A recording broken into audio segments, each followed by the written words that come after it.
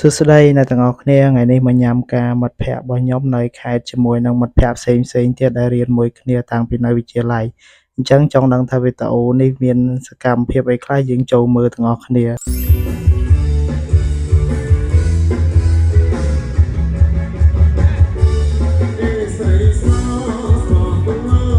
កំពុងនឹងរៀបញ៉ាំហើយគឺថាមេឃភ្លៀងខ្លាំងតែម្ដងអ្នកទាំងអស់គ្នាគឺឥឡូវនេះជូតតុជូតកៅអីជូតចានតែទោះជាយ៉ាងណាមិនមែនជាឧបសគ្គសម្រាប់ពួកយើងគឺថានៅតែបន្តការញ៉ាំទៅមុខទៀតបានឥឡូវបន្ទាប់ពីញ៉ាំអីហើយគឺដល់វគ្គយើងរួមជុំគ្នាតែម្ដង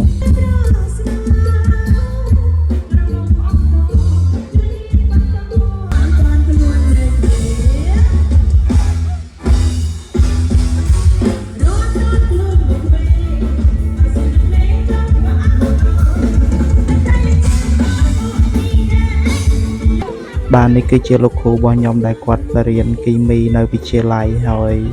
ខានជួបគាត់យូរមែនតើគ្រាន់តែឃើញគាត់ព្រៀងគឺនាំគ្នាចាប់អោបគាត់ធ្វើបាបគាត់ឥឡូវដល់ម៉ោងវាយឡើងហើយដោយសារតែអត់ងាយបានរួមនៅយូររួមម្ដង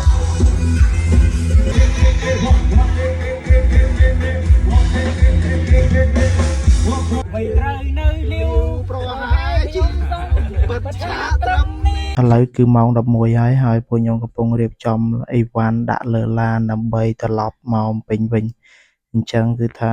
អង្គុយដេកមែនតើអ្នកទាំងអស់គ្នាអញ្ចឹងវីដេអូហ្នឹងមានតែប៉ុណ្្នឹងទេ